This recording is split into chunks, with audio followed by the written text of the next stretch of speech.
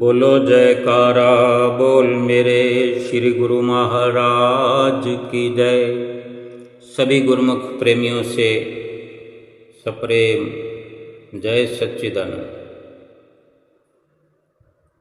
जब से इस सृष्टि की रचना हुई है तभी से जितने भी संत महापुरुष इस संसार में आए, जितने भी संत यहाँ आकर के जितना समय यहाँ इस दुनिया में रहे, सब ने एक ही संदेश दिया कि संसार को छोड़कर जाते वक़्त बिना परमात्मा के भजन के और कुछ भी साथ नहीं जाता। बेशक चाहे कितना भी कमा लो, कितना इकट्ठा कर लो, वो सब एक दिन मनुष्य के लिए राख की तरह, मिट्टी की तरह बेकार ही हो जाएगा।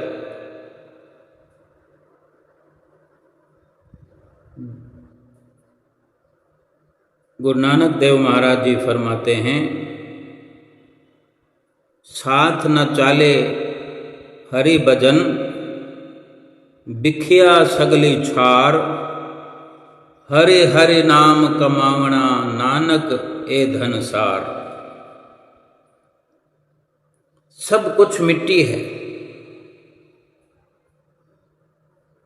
एक प्रभु का जो भजन है, मालिक की जो भक्ति है, प्रभु का नाम है, हरि हर नाम कमावना। गुरु नानक देव महाराज जी फरमाते हैं कि यही एक सार वस्तु है, सच्चा धन है। केवल परमात्मा का नाम सच्ची कमाई है और सच्ची सार वस्तु है जो परलोक में साथ जाता है। यानी सांसारिक धन, संसार का रुपया पैसा और भी जितने आडंबर हम इकट्ठे करते हैं, कमाते हैं, ये इस संसार में रहते हुए जरूरी हो सकते हैं, जरूरी ही हैं, ये कहना ठीक नहीं है, क्योंकि सबको सब पदार्थ तो मिलते नहीं हैं। किसी को कम, किसी को अधिक, किसी को कुछ नहीं मिला तो किसी को कुछ नहीं मिला। किसी को अधिक सुख सुविधाएं मिलती है, किसी को कम सुख सुविधाएं मिलती है। जिसको जितनी सुख सुविधाएं मिलती है उतने में ही गुजारा हो जाता है, गुजारा हो भी जाता है और गुजारा करना भी पड़ता है। अगर किसी का गुजारा ना हो, कोई ऐसा मान ले कि मेरे पास तो 4 व्हीलर हो, कार हो मेरे पास, और उसे कार न मिली हो, तो फिर गुजारा तो फटफटी से करना पड़ेगा, बाइक से करना पड़ेगा, स्कूटर से करना पड़ेगा। अब चाहे रो के करो या हंस के करो। किसी और की कोई सुख सुविधा देख करके अपना मन अगर कोई ललचाता है या अपना मन खराब करता है, अपनी विचारधारा खराब करता है, उससे कोई फायदा होने वाला नहीं। जरूरत की वस्तु वो होती है जिसके बिना काम न चले। सबसे बड़ी जरूरत है इंसान की इस मनुष्य शरीर को धारण करके कि कम से कम शरीर का भरण पोषण। यूं तो अपने आप में श्वास लेना ही बहुत बड़ी भारी रहमत है उस प्रभु की जिसने ये सुंदर सा मनुष्य शरीर दिया। ये कितनी असीम कृपा है। महापुरुष फरमाते हैं कि हर इंसान शुक्र करे प्रभु का, क्योंकि प्रभु ही इस दुनिया में सबसे ग्रेट है। गॉड इज ग्रेट, जिसने हमें ये अनमोल शरीर दिया है, ये रत्नों जैसा मनुष्य शरीर दे करके, और हमें ये प्रार्थना करनी चाहिए कि हे प्रभु, हमने कोई भी अर्जी नहीं लगाई थी, कोई सिफारिश हमारे पास थी नहीं। मनुष्य शरीर के लिए भला हम किसकी सिफारिश भगवान से लगाएंगे? भगवान खुद ही हमारी सिफारिश है। जब उसकी रहमत होती है, स्वयं जब कुछ देने पर आते हैं, भला वो किसी की अमीरी गरीबी थोड़ी देखते, किसी का सुंदर होना ना होना भगवान के लिए कुछ भी मायने नहीं रखता। भगवान की हम सब अंश हैं। या यूँ कहें कि थोड़े थोड़े पुण्य कर्म इकट्ठे हुए जब फल देने को आते हैं तो प्रभु ये व्यवस्था कर देते हैं। अब पुण्य कर्म करने के लिए भी तो प्रेरणा भगवान की होती है। आज ये मनुष्य शरीर दिया तो इसके साथ में भजन भक्ति जैसे पुण्य कर्म करने की प्रेरणा भी तो मिलती है। भीतर ही भीतर हमें प्रेरित किया जाता है। हमारे अंदर हर वक्त अच्छे काम करने के ख्याल उठते रहते हैं। हमारे अंदर ऐसी विचारधारा बनती रहती है, लेकिन हम अंजाम तक उन विचारों को पहुंचाते नहीं हैं, अमली कार्रवाई करते नहीं हैं। हम अभी करूँगा, अभी उठता हूँ, अभी जाता हूँ, अभी करता हूँ, ऐसा करके समय हम 24 के 24 घंटे समाप्त कर देते हैं। और ऐसे 24 घंटे करते करते करते पूरा जीवन नष्ट कर देते हैं, मिट्टी में मिला देते हैं। प्रार्थना हम ये अपने दिल से करें कि हे प्रभु, हमने तो कोई अर्जी लगाई नहीं, किसी की सिफारिश नहीं की, और ऐसी मेरी कोई औकात भी नहीं। इस सिर के बालों से लेकर पैर के अंगूठे तक भगवान की कृपा से ही हमारे रगों में, नस नस में ये खून दौरा करता है।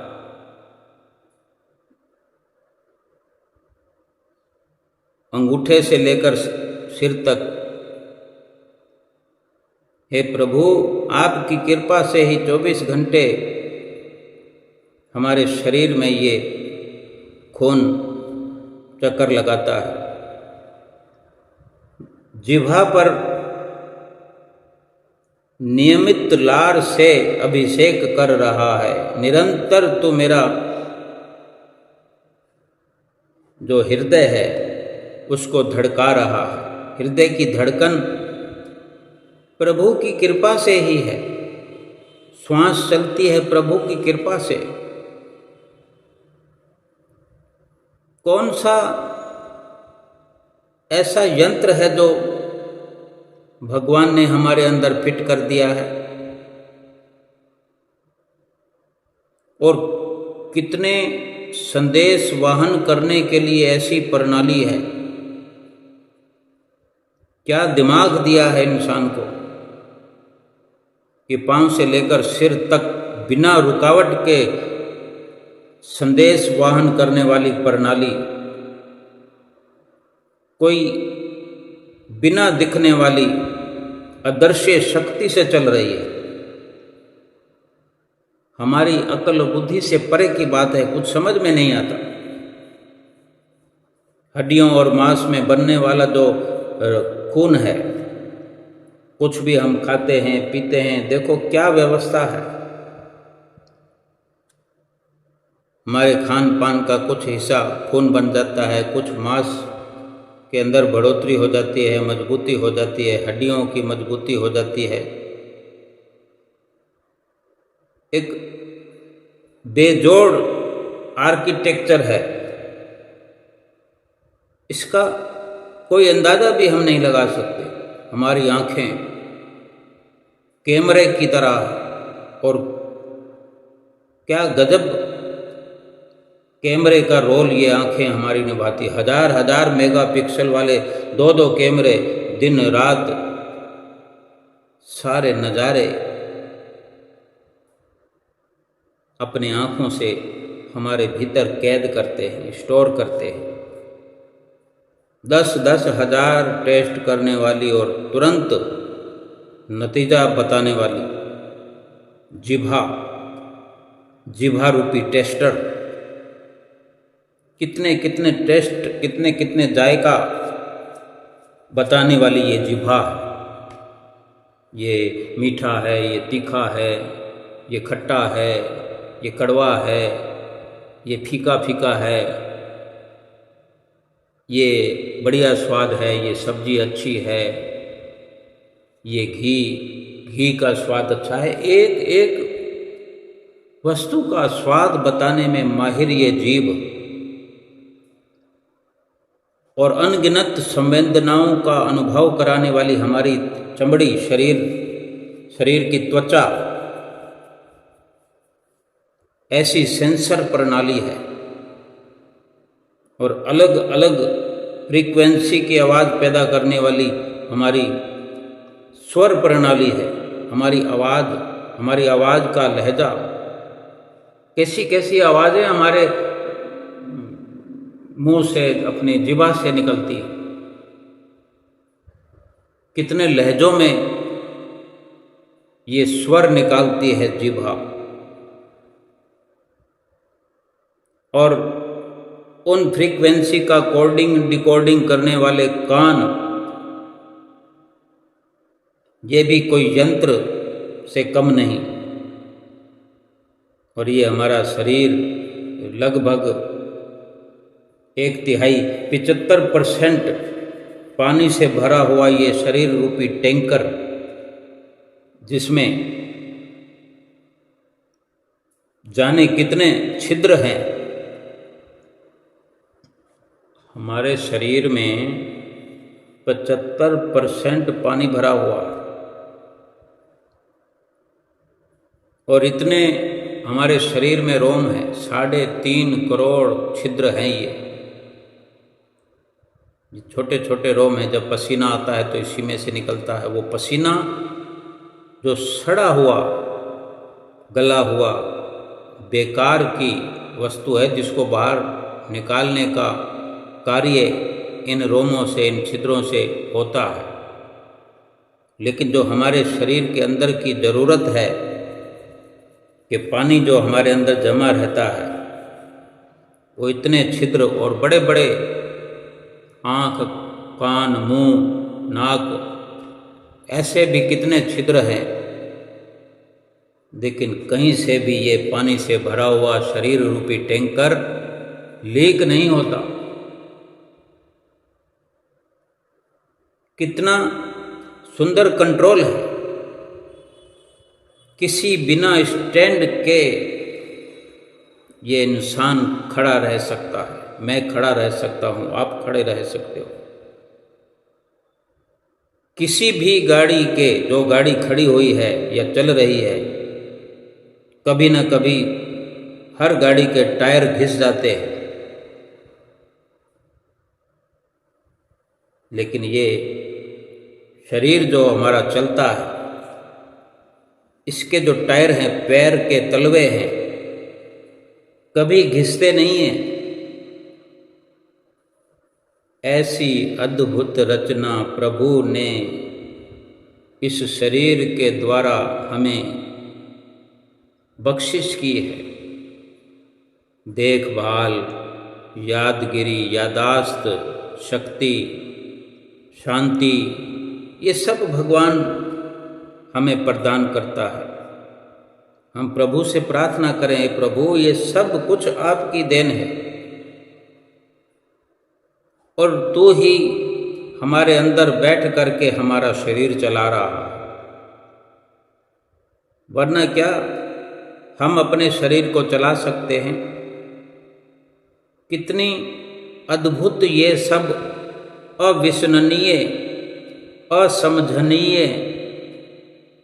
ऐसे शरीर रूपी मशीनरी में हमेशा वो परमात्मा हमारे अंदर आत्मा के रूप में विराजमान है और हम उसी से ये प्रार्थना करें, शुक्राना करें कि ये प्रभु, ये परमात्मा, तू मेरे ही अंदर आत्मा के रूप में विराजमान हो, मेरे शरीर में जो भी गुणवत्ता है, मेरी ताकत है, मेरा चलना है, चलाना है, मेरा जीवित रहना है, मेरी ये जो भी मेरा अस्तित्व कायम है वो आपसे ही है।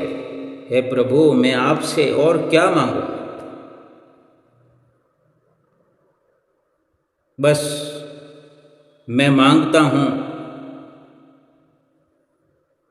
कि मुझे सद्बुद्धि दो, मैं निस्वार्थ आनंद का हिस्सा बना रहूं, ऐसी सद्बुद्धि मुझे दो।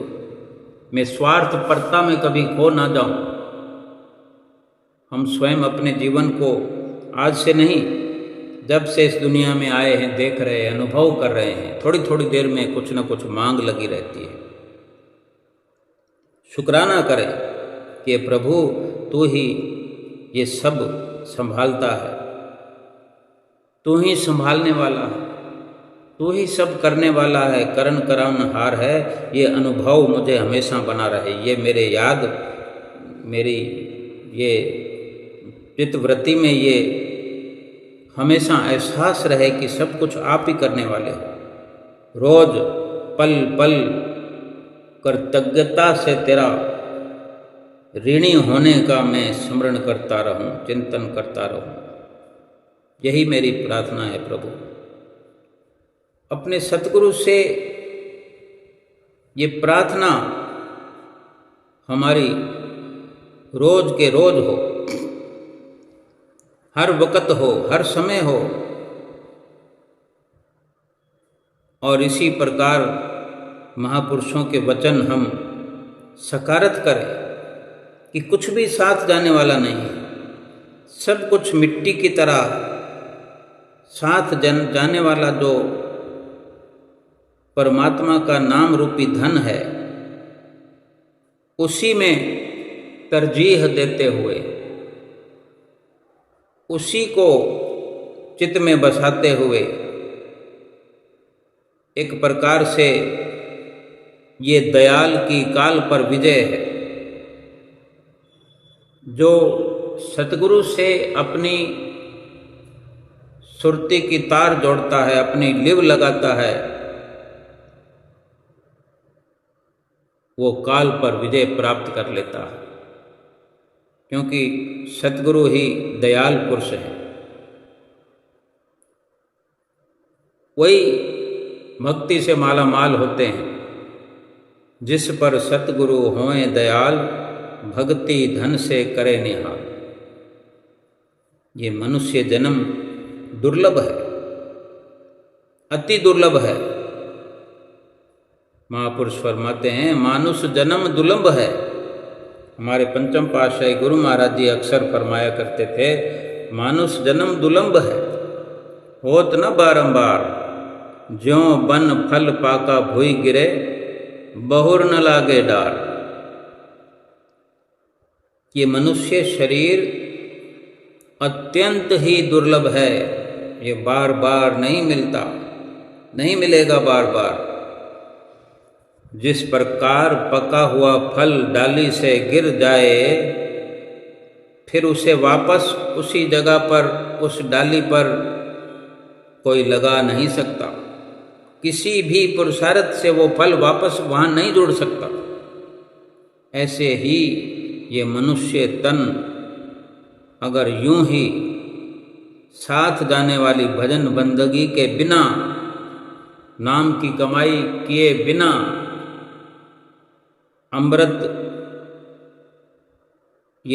अमृत रस पिए बिना अगर ये मनुष्य तन यूं बेकार चला गया तो फिर ये दोबारा नहीं मिलेगा। इसीलिए महापुरुष बार बार चेतावनी देते हैं।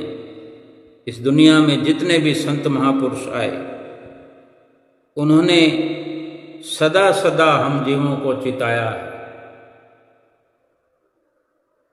कि संसार की हर वस्तु खाक हो जाएगी, ये शरीर भी खाक हो जाएगा। चेतावनी देते हैं कि सौभाग्यशाली जीवों को संयोग से सत्पुरुषों की संगत मिली है और ऐसा स्वर्णिम अवसर हाथ में आया है, वे भक्ति के साधन अपनाकर मन और माया को अधीन कर सकते और उनके पंजे से छुटकारा पा सकते हैं। माया के अधीन हुआ, माया की गुलामी में फंसा हुआ, माया के सिकंजे में जकड़ा हुआ ये जीव जाने कितने जन्मों से दुख उठा रहा है। उनसे छुटकारा इस मनुष्य जीवन में पाया जा सकता है। काल और माया के पंजे से मुक्त होना ही मुक्ति का साधन है। मन और माया के पंजे से आज़ाद हो गया, मालिक की भक्ति और सच्चे नाम को दिल में बसाकर मालिक से जा मिला, मुक्ति को प्राप्त कर लिया। ऐसा संयोग गुरुमुख प्रेमियों को मिला हुआ है। आप जैसे गुरुमुख बड़े ही सौभाग्यशाली हैं। हम सब गुरुमुख प्रेमी सौभाग्यशाली हैं। हमारा ये परम कर्तव्य हो जाता है कि ये सभी साधन हम अपनाएं, यही साधन अपनाएं। हर गुरुमुख वही साधन अपनाए जिससे सच्चा सुख मिले। महापुरुष जीव को सुखी करने और दुखों से छुड़ाने के लिए हर पल हर घड़ी उपदेश देते हैं।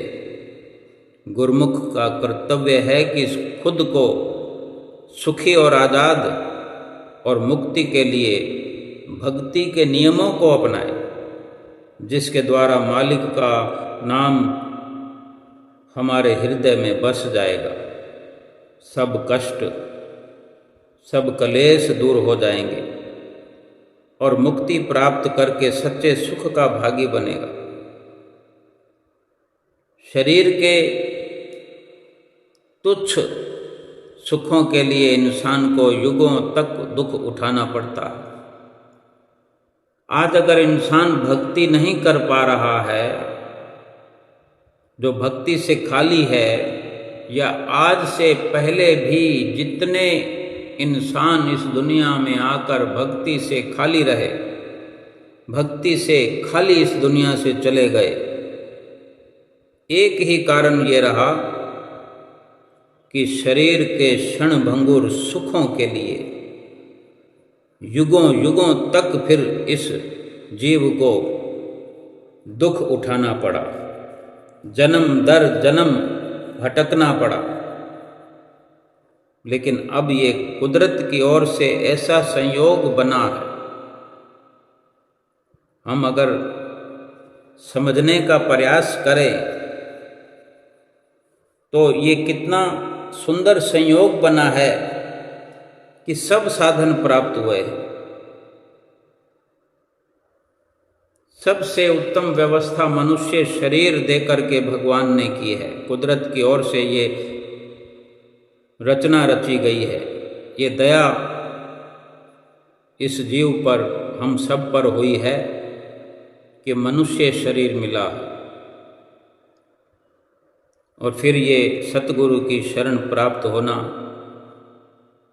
सतगुरु के वचनों का समय समय पर हमारे लिए उच्चारण होना,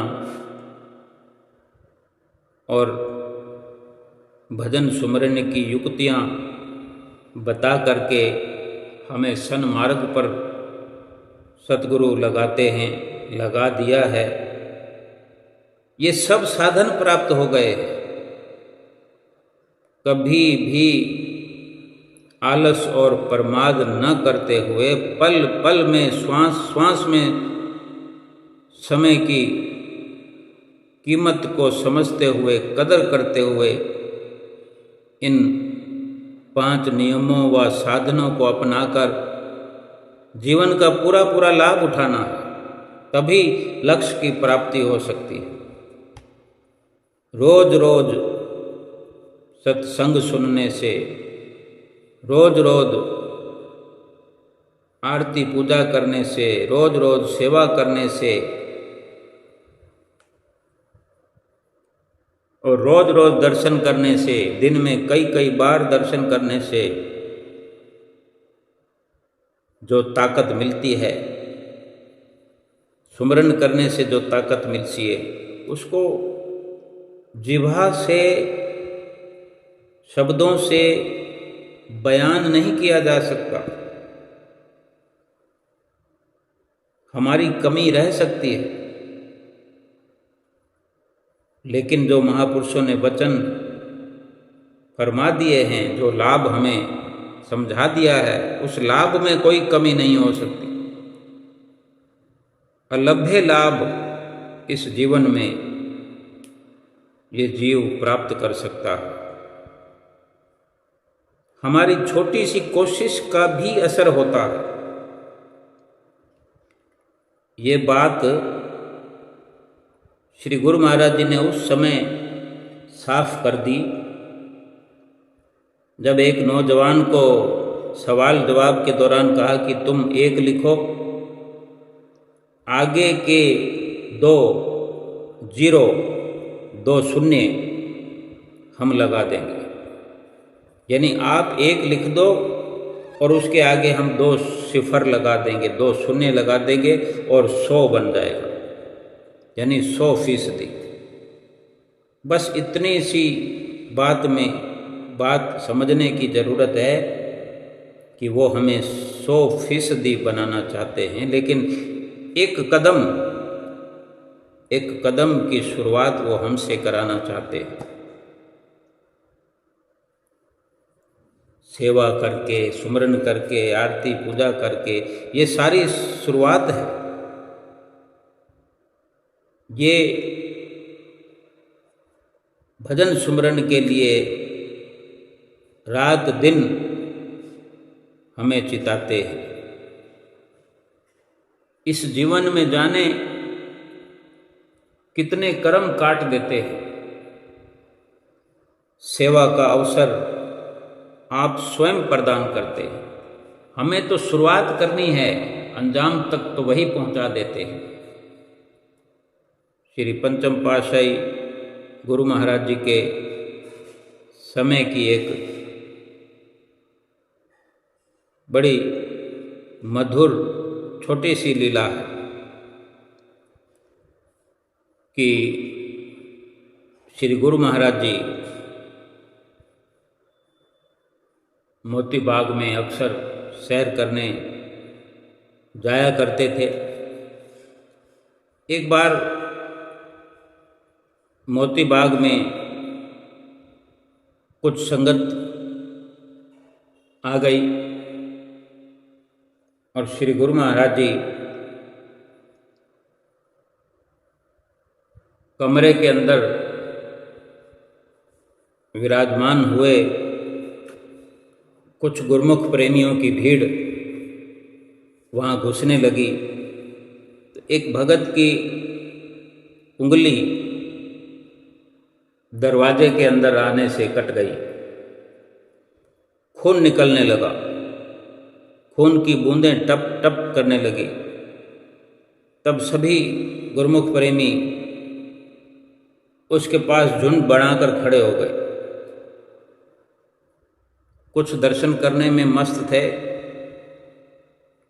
कोई उसके साथ के गुरमुख प्रेमी और कुछ अन्य भी जिनसे देखा नहीं जा रहा था कि उस भगत को इतनी पीड़ा हो रही थी, कटी हुई अंगुली से खून बह रहा था। तो श्री गुरु महाराज जी वहीं थोड़ी दूर पर विराजमान थे। तो उन्होंने महात्मा जनों से पूछा कि ये भीड़ कैसी लगी है, क्या हो रहा है वहाँ। ऐसी बात नहीं है कि अंतर्यामी सतगुरुदेव महाराज जी को कुछ पता ना हो। तो किसी ने कह दिया स्वामी जी उसकी उंगली में खून बह रहा है। तब उस भगत को बुलवाया श्री गुरु महाराज जी ने अपने नज़दीक और पूछा तो वो कह रहा है, स्वामी जी मेरी उंगली कट गई। तब श्री गुरु महाराज जी वचन फरमाते हैं, उंगली नहीं कटी, तेरी तो 84 कट गई। ये है सतगुरु की मेहर, जिस पर भी हो जाए उसकी 84 यूं काट देते हैं, पल भर में काट दी 84। बस हमें चाहिए सतगुरु के वचनों की पालना करना, नियम से, कायदे से, श्रद्धा से। श्री दरबार में हजारों हजारों लाखों गुरमुख प्रेमी पहुंचते हैं। जिसकी जैसी श्रद्धा और भावना होती है उसी प्रकार उनके पिछले जन्मों के कर्मों के झुंड ऐसे नाश कर देते हैं, नष्ट कर देते हैं, जला देते हैं, भस्म कर देते हैं। जहाँ जैसे कोई कचरे का ढेर लगा हुआ हो और थोड़ी सी आग की चिंगारी को छू जाए तो सारा का सारा ढेर छू मंतर हो जाता है, वो जगह खाली हो जाती है।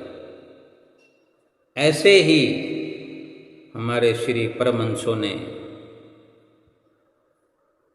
समय समय पर अपने गुरुमुख प्रेमियों को प्रेरित किया है और कर रहे हैं। आज भी हुजूर सतगुरु दाता दीनदयाल महाराज जी अपनी प्रेरणाओं से हर गुरुमुख को प्रेरित किए चले जा रहे हैं। भीतर ही भीतर हर किसी को प्रेरणा देते हैं और बाहर से इशारा और वचन फरमाते हैं कि सेवा करो। जिसको भी अपनी 84 काटनी हो वो सेवा करे, सुमरन करे, आरती पूजा करे, सत्संग करे, दर्शन करे, ध्यान करे, 84 में नहीं जाना पड़े। अनेक प्रकार से एक से बढ़कर एक लीलाएं श्री गुरु महाराज जी ने रचाई है। हर गुरुमुख के अंदर शब्द रूप में विराजमान है। सेवा भाव से की हुई सेवा, श्रद्धा से की हुई, ऐसा रंग दिखाती है कि जीने का आनंद प्राप्त होता है। सेवा तो कर्म काटने का बहुत बड़ा जरिया है और बहुत आसान रास्ता है। श्री गुरु महाराज जी के दर्शनों के लिए एक धनवान सेवादार आया करते थे। एक बार वो सेवा मांगने के लिए श्री गुरु महाराज जी के पास आए तो गुरु महाराज जी उन्हें कुएं में से पानी निकालकर पानी पिलाने की सेवा बख्शी। बहुत पुरानी सेवा, पुरानी ये लीला है। वो सेवादार बहुत धनवान था कभी काम किया नहीं था और वो सफ़ेद कपड़े ही पहनता था। लेकिन जब वो कुएं से पानी निकालने लगा, कुएं से पानी निकालने के बाद फिर मिट्टी में, उस वक़्त पक्की सड़कें नहीं होती थी, इस हालत में जब मिट्टी में चलता तो उनके कपड़ों पर कीचड़ वाले छींटे लग जाते, दाग लग जाते, क्योंकि कुएं के आसपास पानी बिखर जाता। अब चलकर तो उसी में से जाना पड़ेगा। तो उसने सोचा कि इस सेवा से तो मेरे सफ़ेद कपड़े रोज गंदे हो रहे हैं, कुछ ज़्यादा दिन ऐसा नहीं किया, एक दिन में ही समझ में आ गई। तो उसने एक नौकर को इस सेवा के लिए दिहाड़ी पर रख दिया, ये पानी पिलाने की सेवा, कुएं से पानी निकालो और पिलाओ। सेवा तो चलती रही। मजदूर उस धनवान के हिस्से की सेवा बड़ी खुशी से कर रहा था, उसको तो दिहाड़ी चाहिए थी, लेकिन वो खुशी से कर रहा था। कुछ समय बाद वो धनवान व्यक्ति जो है, सेवादार, जिसको गुरु महाराज जी ने सेवा लगाई थी, उसकी तबीयत खराब हो गई और उसने बिस्तर पकड़ लिया। हालत इतनी बिगड़ गई कि बिस्तर पर लेटे हुए ही उसे उल्टियाँ होने लगी। कभी उल्टी से, कभी दस्त से उसके वो सफ़ेद कपड़े खराब हो जाते। श्री गुरु महाराज जी उसका हाल पूछने के लिए आए तो सेवादार ने रोते हुए कहा, हे गुरु महाराज जी, दया करो। श्री गुरु महाराज जी ने फरमाया कि दया तो हुई थी, लेकिन तुमने अपने हिस्से की दया जो है एक मजदूर को दे दी। श्री गुरु महाराज जी ने प्यार से पूछा कि प्याऊ की सेवा करते हुए कपड़े पर अगर थोड़ी सी मिट्टी लगना वो ठीक था, या जो अब तुम्हारे कपड़ों पर दाग लग रहे हैं ये ठीक है? इससे तो मिट्टी लगना ठीक था ना, शरीर तो स्वस्थ होता। दाग तो लगने थे, लेकिन श्री गुरु महाराज जी इशारा कर रहे हैं कि वो दाग अगर मिट्टी के होते, शरीर स्वस्थ रहता और कर्म कट जाते। अब उल्टी और दस्त से जो कपड़े खराब हो रहे हैं, तो उसके साथ शरीर स्वास्थ्य कितना बिगड़ गया है। फिर से समझाया उस प्रेमी को कि अगर तुम कुएं से पानी लाने की सेवा में अपने सफ़ेद कपड़े थोड़े बहुत मेले कर लेते तो तुम्हें आज यहाँ अस्पताल में नहीं होना पड़ता। गुरुमुख प्रेमियों, हम बिल्कुल भी नहीं जानते कि सतगुरु हमारे कर्म कैसे काट रहे हैं, ना ही हम जान सकते हैं। हम तो विश्वास कर सकते हैं, विश्वास करना चाहिए। विश्वास एक ही हमें होना चाहिए कि हमें उनके हुक्म की पालना करनी है। ये शरीर भी उसका दिया हुआ है, इस शरीर को ढकने के लिए कपड़े भी उसी ने दिए हैं। अगर सेवा करते हुए सेवादार के कपड़े मेले या गंदे हो भी जाएं, तो इसे भी सतगुरु की मौज समझना चाहिए। आज श्री गुरु महाराज जी, हुजूर गुरु महाराज जी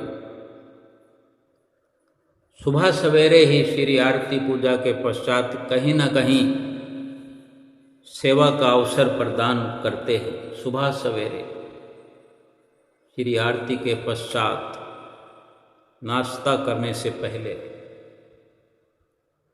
बेशक थोड़ी देर का ही समय, 1 घंटे का ही समय हो, 1 घंटे का, 2 घंटे का अगर अवसर मिल जाए सेवा का, श्री गुरु महाराज जी तो अपनी ओर से प्रदान करते हैं ऐसा मौका। जाने कितने पाप काट देते हैं गुरुमुख प्रेमियों के। सुबह सवेरे देखो श्री मंदिर जी में श्री गुरु महाराज जी आते हैं। गुरुमुख प्रेमी जो श्री मंदिर जी में अपनी नींद का त्याग करके अपने शरीर का कोई न कोई सुख छोड़ करके, आराम छोड़ करके इतनी दूर चल कर आते हैं, मंदिर जी में पहुँचते हैं। श्री प्रयाग धाम हो या श्री आनंदपुर हो, जितने कदम चल के आते हैं श्वास श्वास में भक्ति होती चली जाती है। मंदिर जी में पहुँच करके सतगुरु का दर्शन पाते हैं, श्री परमहंसों के दर्शन पाते हैं, श्री आरती के वचनों का, श्री आरती के शब्दों का गायन इस जिह्वा से करते हैं। जिह्वा पवित्र होती है, कानों से वही आरती की गूंज सुनते हैं, आँखों से दर्शन करते हैं। और इतने गुरुमुखों की भीड़ के साथ उपस्थित होकर के तन मन से अपने लिए भक्ति इकट्ठा करते हैं। 5 नियमों की पालना एक प्रकार से शुरुआत करा देते हैं श्री आरती पूजा में। एक शुरुआत हो गई, फिर उसको अलग से विस्तार हम पूरा दिन कर सकते हैं। होमवर्क,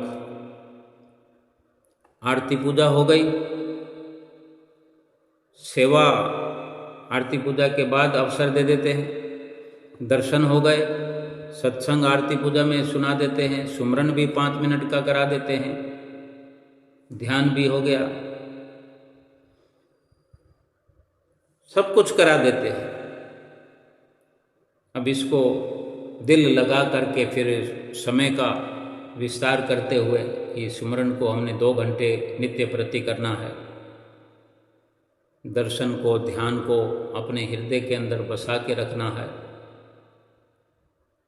सेवा का जो अवसर प्रदान करते हैं गुरुमुख प्रेमियों को, कहीं सफाई का काम कराते हैं, कोई झाड़ झखाड़ को कटवाते हैं, कहीं उबड़ खाबड़ जमीन को समतल करवाते हैं,